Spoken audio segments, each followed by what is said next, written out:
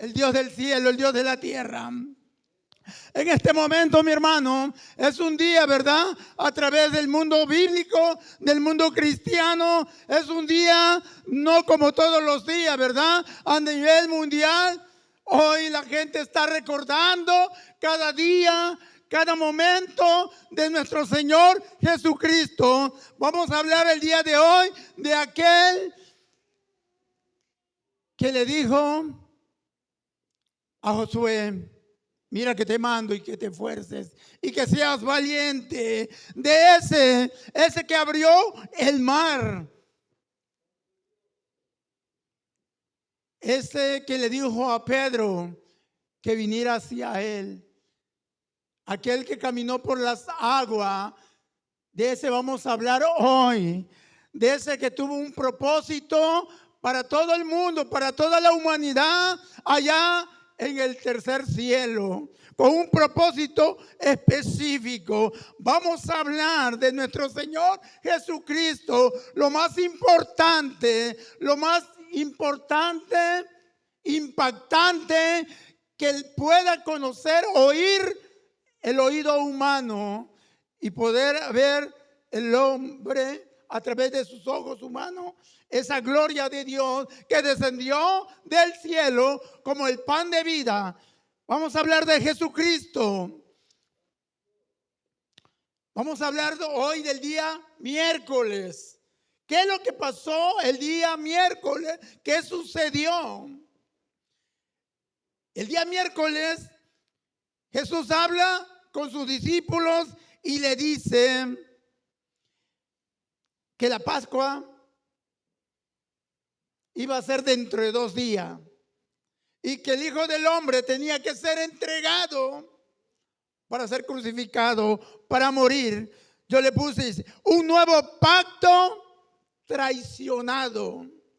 Escuche, mi hermano, que sea la palabra que pueda tocar tu vida, tu corazón, para que tú también, así como Jesús cumplió su propósito aquí en la tierra, tú y yo podamos entender el propósito divino de Dios en este mundo, en este tiempo en que vivimos y aún en esta iglesia, en esta congregación. ¿Por qué? Porque Dios en su infinita misericordia nos permitió a ti y a mí el día de hoy estar en este momento escuchando su palabra para poder entender la grandeza de Dios, porque dejó el trono de gloria y se hizo humano para poder entenderte a ti, poder entenderme a mí y poder agradarle al Padre. Es lo más importante, mi hermano. Un nuevo pacto traicionado. Estamos viviendo tiempos muy difíciles, mi hermano. Y de verdad tenemos que volver a la Escritura, poder analizar la Escritura y darnos cuenta quién es Jesús. Jesús no es una fábula, Jesús no es una historia, Jesús es una verdad que está cambiando el mundo, está transformando vidas, una verdad que la necesitamos cada día tener en nuestra vida, en nuestro pensamiento, esa verdad que cambia la vida del ser humano, cambia el corazón y aún nuestro espíritu, porque lo van renovando, lo va transformando para que podamos entender lo que Jesús supuestamente dice la historia bíblica, que Jesús el día miércoles estuvo en Betania. Estuvo en Betania y lo podemos, y se lo voy a leer, mi hermano, para que usted ponga atención, porque esta palabra llegue a tu corazón, a tu mente y te des cuenta que un día puedes salir de la comodidad a la incomodidad, a comenzar a padecer lo que nuestro Cristo padeció aquí en la tierra. Aleluya. Y estando Jesús en Betania, en casa de Simón el leproso, vino a él una mujer con un vaso de alabastro, de perfume de gran precio, y lo derramó sobre la cabeza de él. Estando sentado a la mesa, nos damos cuenta que la palabra de Dios nos enseña que ese día, miércoles, estaba comenzando la preparación de nuestro Señor Jesucristo. Él sabía a la que había llegado a esta vida. Él sabía que había llegado aquí a la tierra. Nuestro Señor Jesucristo, cuando llegó a la tierra, empezó a llamar gente y lo siguieron y empezó a prepararlo y caminaron con él y empezaron a sufrir junto con Jesucristo, hablando físicamente, hablando espiritualmente. Y ahí andaban por esos hombres. Jesús estaba preparando para lo que vino, pero quería dejar descendencia, que iban a continuar con ese legado, mi hermano. Ese legado que tú y yo tenemos que tomar. Ese legado que Dios nos permite tomar y mostrarle al mundo que el que vino a morir en la cruz se llama Jesucristo, y el mismo de ayer, de hoy y por todos los siglos de los siglos. Aleluya, mi alma alaba la gloria de Dios. Dice la historia que esta mujer vino y lo ungió. Lo ungió. Y lo que habla aquí la escritura, que se molestaron los discípulos. Hay veces que la gente se molesta, se enoja, pero no entiende, porque está actuando de una manera carnal, no está captando lo espiritual, lo que está en esa persona, el propósito de Dios. Y ellos no entendían eso. ¿Por qué? Porque todavía estaban aprendiendo. Todavía habían estado 3 años con el maestro y un poco más. Pero todavía ellos no entendían ciertas cosas. Pero el maestro vino a enseñarlo. El maestro vino a cumplir a lo que se le envió aquí a la tierra. Por eso podemos darnos cuenta que el maestro era ungido para ser prensado. La palabra viene de Getsemaní. Getsemaní era donde prensaban los olivos para tirar aceite. Para poder servir en las cosas de Dios, tenemos que tener la unción de Dios. Este hombre que vino del cielo, vino como Dios y se transformó como hombre. Dejó su gloria, dejó todo, pero también fue bautizado por el Espíritu Santo.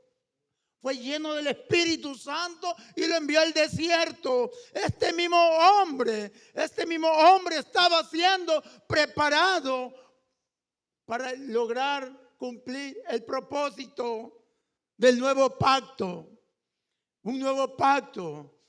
Dios ya nos lo había dicho. Él mismo nos lo había dicho en el capítulo 31 de Jeremías. Haré un nuevo pacto, nuevo.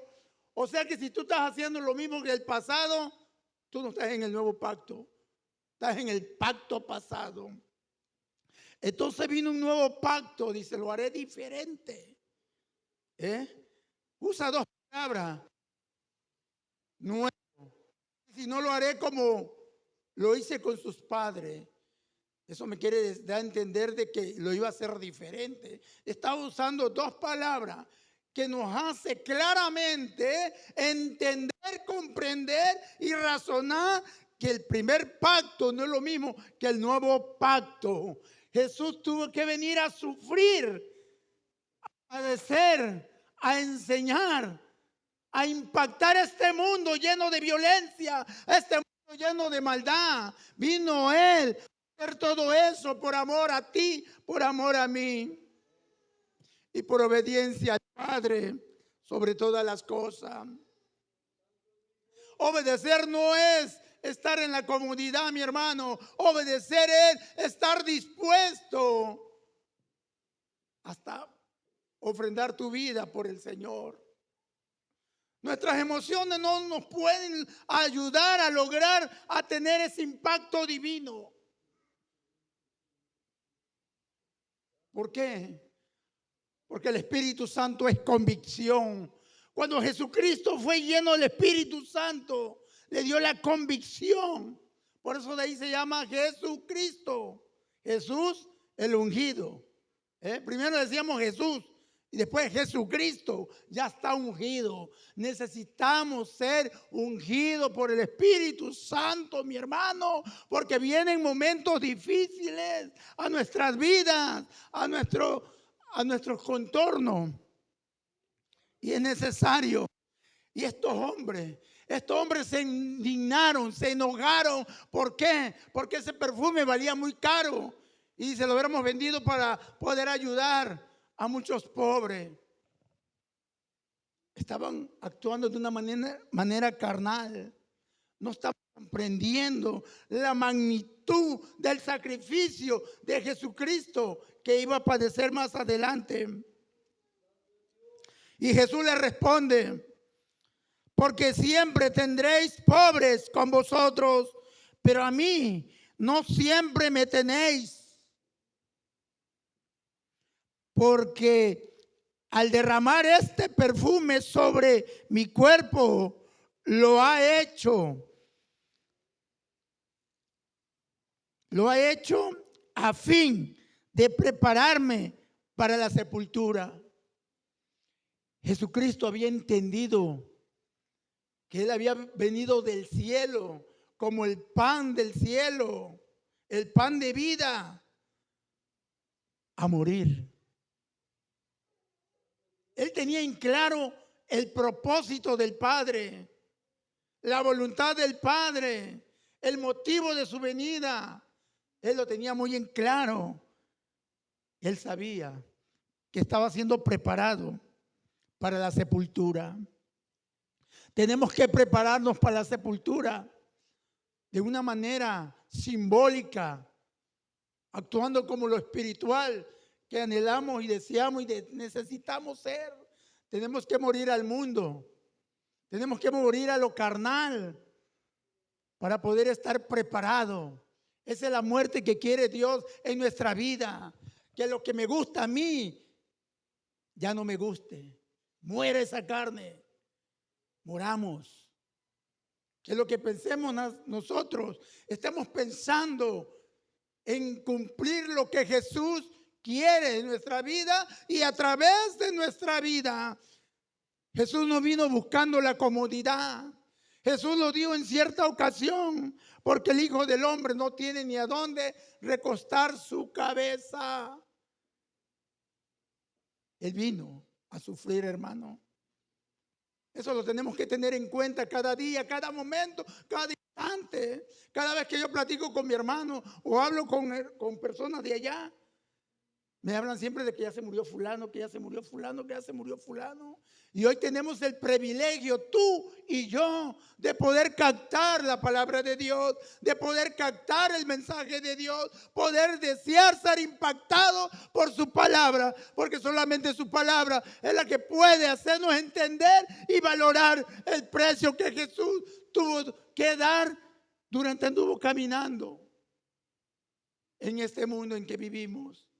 Sobre la tierra, mi hermano. Emocionalmente podemos decir todos amamos a Jesús, todos queremos a Jesús, pero no todos estamos dispuestos, mi hermano. Ahí nos damos cuenta,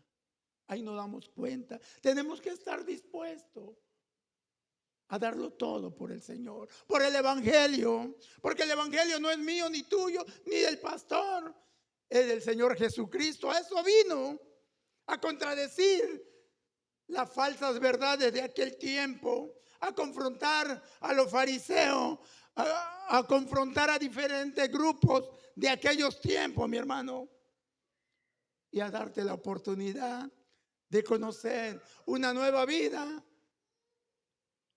una nueva palabra que podía impactar tu vida.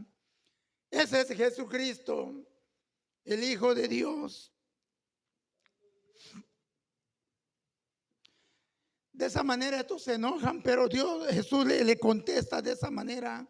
Jesús no acudió al templo como siempre acostumbraba. ¿Por qué? Porque la misma Biblia nos dice, Dios ya tenía todo planeado. Entonces los principales sacerdotes, los escribas y los ancianos del pueblo se reunieron en el patio del sumo sacerdote llamado Caifás. Ya estaban reunidos porque buscaban, querían la vida de Jesús, querían matarlo. Ya habían ellos platicado sobre aprensarlo. Ya andaban sobre Jesús, pero a la misma vez se estaba cumpliendo la profecía, porque todo esto nos llevaba a cumplimiento de la profecía, porque Dios no se equivoca. Por eso, cuando nosotros estamos pasando momentos difíciles, tenemos que preguntar, ¿estoy padeciendo por el Señor o estoy padeciendo por lo que yo quiero hacer en este tiempo, en mi vida? Muchas veces estamos más preocupados por lo terrenal, por lo material, que por lo espiritual. Y es tiempo de empezar a buscar lo espiritual, porque va a llegar un momento, mi hermano, escúchame, que no vas a tener tiempo de venir a orar a la iglesia. Va a venir tiempo que no vas a tener tiempo cuando Dios empieza a tratar con tu vida, cuando Dios empieza a tratar con mi vida. ¿Por qué? Porque Dios nos da en su misericordia las oportunidades todos los días. Y nosotros, pues bueno, Dios es misericordioso, pues ahí para la otra. No, Jesús vino a cumplir lo que se le encomendó. No vino emocionalmente. Miren, aquí llegó Jesús. Hoy la emoción está destruyendo la iglesia. Porque aquí nos emocionamos un rato y llegamos a la casa y no tenemos esa paz. Porque la conciencia nos dice que Jesús es poca cosa para nosotros. Porque una cosa es lo que dice nuestro labio y otra cosa lo que muestra nuestras actitudes. El mismo Dios del cielo dice, este pueblo de labio me honra, mas de su corazón estoy muy lejos. Jesús dejó el cielo. ¿Qué estamos dejando nosotros? Y continuó. Pero algo que pasó por aquí dice, entonces uno de los 12 que se llamaba Judas Iscariote fue a los principales sacerdotes y le dijo, ¿qué me queréis dar y yo os entregaré? Y ellos le asignaron 30 piezas de plata y desde entonces buscaba oportunidad para entregarle. Se necesitan dos personas, dos clases de personas para hacer esto. Uno, el que desee la destrucción de una persona y la otra que esté de acuerdo para destruirlo por cambio de dinero. El dinero es bueno, es necesario, pero cuando aprendemos poder entrar a ese mundo espiritual donde caminó Jesucristo, donde caminaron los apóstoles, podemos entender que a través de nuestra oración nosotros podemos abrir el cielo. Fe en manos de la oración abre el cielo, mi hermano. Me llama la atención que el evangelista Gigi Ávila lo entrevista y le dicen, tenían la curiosidad porque él pagaba $200,000 por un satélite y tenía 3 funcionando para todo el mundo. Y la curiosidad era que le decía, no, es que papá me manda, yo cumplo y él paga. Entonces eso es muy importante, la obediencia. La obediencia, tu actitud va a promover la bendición de Dios. El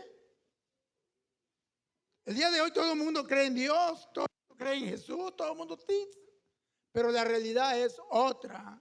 Cuando usted es dispuesto a dejarlo todo, cuando usted es dispuesto de malgastar aún tu dinero por algo glorioso es que te estás empezando a interesar por el reino de Dios, por los sacrificios de Jesucristo y poder padecer un poquito antes que nos vayamos de este mundo. Porque a eso nos llamó Jesucristo.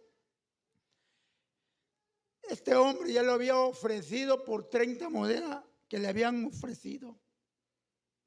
Pero en ese mismo día, miércoles, que sucedió todo esto, ese mismo día,